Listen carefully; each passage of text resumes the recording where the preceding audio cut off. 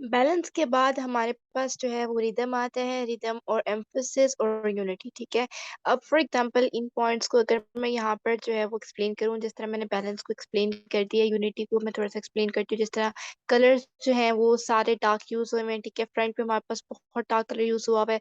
पीछे का जो बैकग्राउंड है वो फ्रंट से जो है टेक्स्ट जो है मैच कर दिया, यानी जो पहले इधर नीचे मामा जी लिखा हुआ है, इसका जो टेक्स्ट का कलर है वो आपके बैकग्राउंड से मैच कर रहा है, ठीक है? इसका मतलब ये एक रिदमिक मैनर में आपकी पोस्ट प्ले कर रही है। उसके बाद यूनिटी है इस पोस्ट पे, ठीक है? पीछे जो है आप देख रहे हो कि ये पेंट के स्प्लैशेस हैं। इसी तरह कैट के आस-पास भी आप देख रहे हो कि ये पेंट के स्प्लैशेस शो कर रहा है और इसके ऊपर जो आपका टेक्स्ट है वो सेम है, कलर सेम है, तो यानी मतलब यूनिटी भी है और उसके बाद रिदम भी है। एम्फेसिस यानी आपका जो पोस्ट है उसमें आपकी एक एक तरह की चीज़ जो है वो आप अट्रैक्ट कर रहे हो, ठीक है? ज़रूरी नहीं होता कि आप कोई अगर पोस्ट क्रिएट करते हो तो उसमें कोई भी चीज़ जो है वो अपनी मर्ज़ी से आप डाल सकते हो, लेकिन ऐसी चीज़ें डालो जिससे आपकी पोस्ट का एक जो इम्पैक्ट है वो अच्छा है। फॉर एग्ज़ाम्पल अगर आप कमरा है, कमरे में कोई किचन की चीज़ ला के नहीं रख सकते हो, फ्रिज नहीं ला के रख सकते हो। इसी तरह पोस्ट में अगर आपने कोई चीज़ बनाई है, फॉर एग्ज़ाम्पल ये पोस्ट बनाई है, तो इधर आप ऐसी कोई चीज़ ला के नहीं रखोगे जो उसके बिल्कुल आउट ऑफ हो। आउट ऑफ जो है वो मीनिंग हो। फॉर एग्ज़ाम्पल अगर मैं यहाँ पर खोलती हूँ अम, ठीक है मदर्स डे की पोस्ट खोल लेते हैं। ठीक है? मदर्स डे की पोस्ट मैंने खोली, यहाँ पर आपको सिर्फ़ जो है वो लाइट कलर्स नज़र आ रहे होंगे, ठीक है? मदर्स यानी फीमेल कलर्स नज़र आ रहे होंगे और यहाँ पर आपको कोई जो है वो बाबा नज़र नहीं आ रहे होंगे क्योंकि आपको पता है कि ये जो पोस्ट है, ये मेरी मदर्स डे की पोस्ट है। यहाँ पे टेक्स्ट है, ठीक है? यहाँ पर उन्होंने जो है वो एक यूनिटी क्रिएट की हुई है, ठीक है? हर चीज़ जो है वो मैच कर रही है, आपका रिदम भी है इसमें, बैलेंस भी है। यहाँ पर ठीक है, यहाँ पर टेक्स्ट है, तो यहाँ पर इमेज है, यहाँ पर आपकी खाली जगह है और यहाँ पर भी खाली जगह है। यहाँ पर आपका एक फ्लावर है, यहाँ पर नहीं है। तो क्योंकि अगर वैसे आई थिंक यहाँ पर होना चाहिए था, ठीक है? आप मुझे ज़रूर बताइए कमेंट सेक्शन में कि आप क्या समझते हैं कि अगर इधर एक लीफ है, तो क्या इधर कुछ होना चाहिए था या नहीं चाहिए था? बिकॉज़ आई थिंक ये एक नेगेटिव स्पेस मुझे जो है वो लग रही है। तो back to our slides main जो पॉइंट था वो यही था कि हम कवर करें कि हमारे जो मेन 4 प्रिंसिपल्स हैं डिज़ाइन के बैलेंस, रिदम, एम्फेसिस, यूनिटी उनको हमने कैसे ज़हन में रख के अपनी पोस्ट जो है वो क्रिएट करनी है। इंशाल्लाह नेक्स्ट लेक्चर्स में जब मैं आपको पोस्ट बनाना सिखाऊँगी तो हम इन प्रिंसिपल्स को भी दोबारा रिपीट करेंगे। अब चलते हैं हमारे पास जो है वो आती है सॉफ्टवेयर्स एंड ऐप्स, ठीक है? जैसे मैंने आप लोगों को पहले बताया कि जो ग्राफ़िक डिज़ाइन है वो कॉम्बिनेशन है आर्ट और टेक्नोलॉजी का, ठीक है? तो आप किसी टेक्नोलॉजी के थ्रू जो है वो डिज़ाइन क्रिएट करते हो, तो हमारे पास जो है वो सॉफ्टवेयर्स फॉर एग्ज़ाम्पल आ जाते हैं adobe Photoshop the top most used software, उसके बाद एडोब इलस्ट्रेटर है, फिर उसके बाद कोरल ड्रॉ। ये 3 जो हैं वो बहुत ज़्यादा आजकल यूज़ होते हैं और इनको अगर आप सीख लो तो I think that's more than enough, आप ग्राफ़िक डिज़ाइनिंग अच्छे तरीके से कर सकते हो। और अगर हम ऐप्स की बात करें तो हमारे पास कैनवा है, पिक्सआर्ट है, फ़ोटोरूम है। मोस्टली जो है वो आजकल कैनवा ट्रेंडिंग पे है। इंशाल्लाह मैं आप लोगों को नेक्स्ट लेक्चर में कैनवा का यूज़ भी बताऊँगी कि कैनवा जो है वो आप कैसे यूज़ करते हो और कौन-कौन से इसमें एलिमेंट्स हैं, आप कैसे यूज़ करके उसको कैसे जो है वो क्रिएट कर सकते हो। तो जो सॉफ्टवेयर्स हैं, वो आप सिर्फ़ जो है वो अपने पीसी यानी लैपटॉप में इंस्टॉल कर सकते हो, ठीक है? आपके लिंक्स जो है वो इंशाल्लाह मैं नेक्स्ट लेक्चर्स में आप लोगों को बताऊँगी कि आप लोग जो है वो ये सॉफ्टवेयर्स कैसे डाउनलोड कर सकते हो और कैनवा का भी बता दूँगी like it's very easy but still और जो ये ऐप्स होते हैं, ये आप अपने फ़ोन में भी डाउनलोड कर सकते हो। तो ये हो गया हमारे पास जो है वो short review of softwares and apps. इसमें जो मेन डिफरेंस है सॉफ्टवेयर्स जो होते हैं वो हेवी होते हैं। फॉर एग्ज़ाम्पल कैनवा में आप बैकग्राउंड अपनी इमेज का रिमूव नहीं कर सकते हो, जबकि एडोब फ़ोटोशॉप पे आप रिमूव कर सकते हो। यानी they are the multiple things जो हैं वो आप कर रहे हो एडोब फ़ोटोशॉप पे as compare to Canva. Canva सिर्फ़ एक जो है वो पर्पस फुलफ़िल कर रहा है as compare to the Adobe Photoshop. Adobe Photoshop जो है वो मल्टीपल रोल्स प्ले कर रहा है। ये हो गया सॉफ्टवेयर्स एंड ऐप्स का। अब हमारे पास आगे नीचे जो है वो common terms, heading and sub heading, ठीक है? These are very easy terms लेकिन फिर भी आप लोगों को मैं बता देती हूँ हेडिंग एंड सब हेडिंग जिस तरह फॉर एग्ज़ाम्पल ये कॉमन टर्म्स मैंने लिखा हुआ है, ये हमारे पास हेडिंग है और ये जो नीचे जो लिखा हुआ है ये है सब heading. PNG and JPEG image, ठीक है? पीएनजी इमेज वो होती है जिसका बैकग्राउंड नहीं होता। हम यहाँ पर जो है मैं ओपन करती हूँ JPEG and PNG to PNG. ठीक है, यहाँ पर मैंने इमेज खोलती हूँ ताकि आप लोगों को थोड़ा सा क्लियर हो जाए। ठीक है, ये परफेक्ट एग्जांपल दी हुई है। अब ये पीएनजी इमेज है, इट मींस इसका जो बैकग्राउंड है वो नहीं है। ठीक है, इट हैज नो बैकग्राउंड। यहाँ पर जेपेग इमेज है, इसका जो है वो ब्लैक सॉरी वाइट बैकग्राउंड है। ठीक है, अगर आप ये इमेज किसी और इमेज पे ला के रखते हो, फॉर एग्जाम्पल अगर मैं ये इमेज पूरी उठाती हूँ और मैं किसी भी इमेज के ऊपर रखती हूँ तो ये साथ व्हाइट बैकग्राउंड भी आएगा। लेकिन अगर मैं इस इमेज को उठाती हूँ और इस इमेज को उठा के इधर लेकर आती हूँ तो इसके पीछे कोई बैकग्राउंड नहीं है। तो ये सिर्फ़ आपको ये वाली चीज़ आपकी उठेगी। तो पीएनजी जेपीईजी में मेन डिफरेंस ये है। उसके बाद हमारे पास जो नेक्स्ट है वो अलाइनमेंट है। ठीक है, अलाइनमेंट मीन्स फॉर एग्जांपल ये लाइन है। ठीक है, हर एक डॉट जो है वो नीचे-नीचे एक दूसरे के नीचे है। कोई ऐसा नहीं है कि एक डॉट इधर है तो कोई एक डॉट इधर है, कोई एक डॉट इधर है, ऐसा नहीं है। ठीक है, तो हर चीज़ जो है वो अलाइन है। फॉर एग्जांपल हमारे पास जो है वो जब हम इवन यूज़ करते हो वर्ड डॉक्यूमेंट पे, तो वहाँ पर आपको पता है कि आपने लेफ्ट अलाइन करना है, राइट अलाइन करना है या फिर सेंटर अलाइन करना है। तो इसका जो है वो मैं फिर भी आप लोगों को खोल देती हूँ यहाँ पर अलाइनमेंट की डेफिनेशन, ताकि आप लोगों को जो है वो ईज़ी हो जाए। Alignment, there you go. ठीक है, यहाँ पर आ गया अलाइनमेंट। जिस तरह ये राइट साइड पे है, ये लेफ्ट साइड पे है, ये सेंट्रलाइज़्ड है। ठीक है, और ऊपर से इसको कितना स्पेस दिया हुआ है, नीचे से कितना स्पेस दिया हुआ है, साइड से कितना दिया हुआ है। ठीक है, आप जब पोस्ट क्रिएट करते हो आपने बहुत ध्यान रखना होता है कि आपने कोई भी चीज़ जो है उसको कोनों से नहीं जोड़ना। ठीक है, आपने थोड़ा-सा स्पेस रखना है। तो ये हमारे पास आ गई अलाइनमेंट की डेफिनिशन। नेक्स्ट हमारे पास आता है icons. Icons are very easy and I think आपको बहुत सारे लोगों को पता होगा कि आइकॉन्स क्या होते हैं। फॉर एग्ज़ाम्पल आपके पास जो है वो व्हाट्सएप का एक अपना आइकॉन है, इंस्टाग्राम का अपना आइकॉन है, स्नैपचैट का अपना आइकॉन है।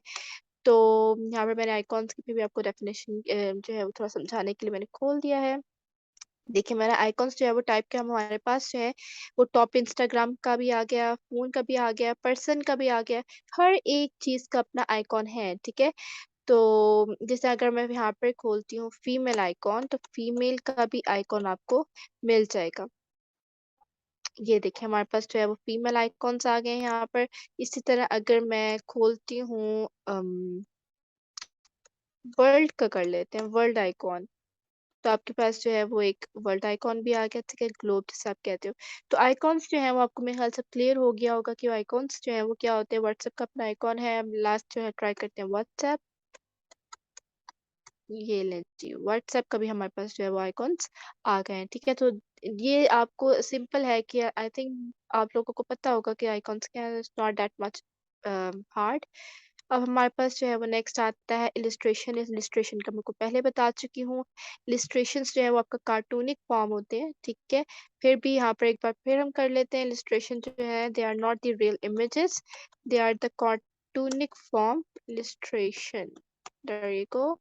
ये हमारे पास आ गई इलस्ट्रेशंस, ठीक है? They are not the real images, they are the drawings made on Adobe Illustrator और अडोब फोटोशॉप, ठीक है? कोई भी आप देख लो, जिस भी सॉफ्टवेयर में वो बने होंगे, डिपेंड करता है, ठीक है? तो ये हमारे पास जो है ये इलस्ट्रेशंस है। अब नेक्स्ट जो है हमारे पास ओपेसिटी, ठीक है? Opacity that's the most important thing, ठीक है? देखिए यहाँ पर आपको ये जो मेरे पास जो मेरा कर्सर है, इसके नीचे व्हाइट नज़र आ रहा है, ठीक है? ये रेड के नीचे आपको व्हाइट नज़र नहीं आ रहा, मीन्स इसकी ओपेसिटी जो है वो बहुत कम है। इसके ऊपर जो इसकी ओपेसिटी जो है वो बिल्कुल ख़त्म की हुई है। इसकी कम की हुई है ताकि नीचे से नज़र आए। अब साइड पे मैं जो है यहाँ पर खोल लेती हूँ ताकि आप लोगों को समझा सकूँ कि ओपेसिटी का मतलब क्या है, क्योंकि आपको जो क्रोम है, आपके जो इंटरनेट डैड हैं वो ज़्यादा इस चीज़ को बेहतर तरीके से समझा सकते हैं, ठीक है? यहाँ पर बेस्ट एग्ज़ाम्पल दी हुई है। ये 100% इसकी ओपेसिटी है, ओपेसिटी को कम किया तो नीचे से ब्लू कलर नज़र आना शुरू हो गया। फिर मज़ीद कम किया तो वो बिल्कुल जो है लाइट हो गया और ब्लू कलर आपका जो है वो थोड़ा-सा ज़्यादा प्रोमिनेंट है as compare to this first image. Opacity के साथ भी आप प्ले करते हो, जब भी आप कुछ पोस्ट क्रिएट करते हो ओपेसिटी के साथ प्ले करते हो। इंशाल्लाह जब हम पोस्ट बनाना सीखेंगे तब हम ये चीज़ जो है इसमें पढ़ेंगे। ये होगी ओपेसिटी। अब हमारे पास आगे ग्रेडिएंट। ग्रेडिएंट का भी आपको यहाँ से ही पता चलेगा। ग्रेडिएंट हमारे पास एक कलर का भी होता है और 2-3 कलर्स का भी होता है, ठीक है? तो यहाँ पर आपको ग्रेडिएंट नज़र आ रहा है, these are the mixture of the colours, ठीक है? ये हमारे पास ग्रेडिएंट आ गया है, ये ग्रेडिएंट आ गया है और ये ग्रेडिएंट आ गया। जब आप पोस्ट क्रिएट करते हो तो इनका जो है वो आपके पास काफ़ी जो है वो रोल होगा और ये आपकी पोस्ट को बहुत अट्रैक्टिव बनाएँगे। तो ये हो गया हमारे पास ग्रेडिएंट और उसके बाद आ गया इफेक्ट्स। ये तो मुझे पता है कि इफेक्ट्स का आप लोगों को पता होगा। इफेक्ट्स एक्चुअली आप जब कोई अपनी पिक्चर भी लेते हो तो उसमें इफेक्ट्स डालते हो, लाइक स्नैपचैट में अभी आपके पास इफेक्ट्स होते हैं, ठीक है? तो यहाँ पे मैंने सिर्फ इफेक्ट्स लिखा तो ये आ गया। तो हमारे पास इफेक्ट्स की यहाँ पर काफ़ी एग्जांपल्स दी हुई है। जब आप कोई पोस्ट बनाते हो तो उसमें भी आप इफेक्ट्स डालते हो ताकि वो थोड़े से अट्रैक्टिव बनाए और थोड़ा-सा उसमें यूनिक जो है वो मीनिंग क्रिएट हो। जैसे ये भी एक इफ़ेक्ट दिया हुआ है, ठीक है? ये पोस्ट है, ये जो पोस्ट क्रिएट हुई है, यहाँ पे भी देखिए इफ़ेक्ट दिया हुआ है, इसको थोड़ा-सा नाइट मोड में भी किया हुआ है, लाइट कलर्स यूज़ किए हुए हैं, ठीक है? This is not the real image. यहाँ पर आपको नज़र आ रहा होगा एक एलियन की शिप ही है, ठीक है? तो ये आपके एडोब फ़ोटोशॉप पे एडिट हुई हुई है। सो ये हमारे पास हो गया इफ़ेक्ट्स। अब हमारे पास सेकंड ला हाँ, this one is the last slide, yes. The qualities of graphic designer and I think graphic designer की जो है वो क्वालिटीज़ होती हैं वो तभी एक अच्छा ग्राफिक डिज़ाइनर बनता है। सबसे पहले हमारे पास जो है वो क्रिएटिविटी आती है, ठीक है? Creativity is the most important thing. अगर आपके पास क्रिएटिविटी नहीं है, तो आप कोई भी पोस्ट अच्छे तरीके से क्रिएट नहीं कर सकते। आपको पता होना चाहिए कि इस पोस्ट को मैंने कैसे अट्रैक्टिव बनाना है, कौन-सी चीज़ को यूज़ करना है। आपको पता है इलस्ट्रेशंस भी हैं, ग्रेडिएंट भी है, कलर्स भी हैं, टेक्स्ट भी हैं, कौन से टेक्स्ट को यूज़ करके आपने पोस्ट क्रिएट करनी है और कौन-सा ग्रेडिएंट यूज़ करना है, कौन-सा कलर यूज़ करना है, कौन-सी इलस्ट्रेशन डाल के आप इस पोस्ट को थोड़ा-सा अट्रैक्टिव बनाओगे। सो सारी जो गेम है वो आपकी क्रिएटिविटी के आस-पास जो है वो प्ले करती है। नेक्स्ट हमारे पास आ जाता है कम्युनिकेशन। आप किसी क्लाइंट के साथ जितना अच्छा कम्युनिकेट करोगे, ऑब्वियसली जब आप किसी क्लाइंट को डील करते हो, तो आपको अपने आप को नहीं उसको देखना पड़ता है, ठीक है? कि उसकी पसंद और नापसंद क्या है, ठीक है? आप उसके मुताबिक उसका जो ऑर्डर है वो कंप्लीट करते हो। आपकी कम्युनिकेशन में पेशेंस होना बहुत ज़रूरी है, अंडरस्टैंडिंग होना बहुत ज़रूरी है, तभी जाके आप अपना जो क्लाइंट है उसको एक अच्छा रिज़ल्ट दे सकते हो। हमारे पास थर्ड में आता है टाइम मैनेजमेंट। जब भी आप कोई चीज़ क्रिएट कर रहे हो फॉर एग्ज़ाम्पल अगर आप लोगो बना रहे हो तो उसमें आपको टाइम बहुत लगता है, ठीक है? टाइम मैनेजमेंट उसमें बहुत ज़रूरी है। ऐसा नहीं होता कि 10 मिनट में आप लोगो बना लोगे, ठीक है? It takes time. तो टाइम मैनेजमेंट आपके पास होना है, टाइम होना चाहिए, टाइम निकाल के आप काम अपना करो। उसके बाद आता है टाइपोग्राफी और टाइपोग्राफी का मैंने पहले बता दिया और टेक्नोलॉजीज़ का भी बता दिया कि आपके पास जो लैपटॉप है या मोबाइल है, किसी भी चीज़ का होना ज़रूरी है। इसके बगैर जो है वो आप कोई भी ग्राफिक डिज़ाइन नहीं कर सकते हो, ठीक है? ऑब्वियसली ये पेंटिंग्स नहीं है, ये एक आपकी टेक्नोलॉजी और आर्ट की कॉम्बिनेशन है। आपके पास मोबाइल होगा, लैपटॉप होगा, तो तब भी या सॉफ्टवेयर या ऐप होगा, तब भी आप जो है वो ग्राफिक डिज़ाइनिंग कर सकते हो। तो ये हमारे पास आ गई थी क्वालिटीज़ ऑफ ग्राफिक डिज़ाइनर। सबसे पहले creativity, communication, time management, typography and technology. इन चीज़ों को ज़हन में रख के हमारे पास जो है वो एक सक्सेसफुल ग्राफिक डिज़ाइनर बनता है और सबसे ज़्यादा इम्पोर्टेंट जो है आई थिंक क्रिएटिविटी है। आप लोग भी मुझे कमेंट सेक्शन में बताएँ कि आप लोग क्या समझते हैं कि कौन-सी क्वालिटी जो है वो ज़रूरी है? क्रिएटिविटी ज़रूरी है, कम्युनिकेशन ज़रूरी है या टाइम मैनेजमेंट ज़रूरी है? बाकी 2 चीज़ें तो चलो साइड पे चलती-चलती हैं, लेकिन ये 3 चीज़ें जो हैं वो होना बहुत ज़रूरी है। So that was all from my today's lecture. इस लेक्चर को मैंने 2 में डिवाइड किया है, लेक्चर 1 में और लेक्चर 2 में। अगर कोई मज़ीद क्वेश्चन हो प्लीज़ डोंट हेजिटेट, मुझसे आप लोग ज़रूर जो है वो कमेंट सेक्शन में पूछें। इंशाअल्लाह I will try my best कि आप लोगों को गाइड करूँगी। That all for today. See you in my next video. Allah Hafiz.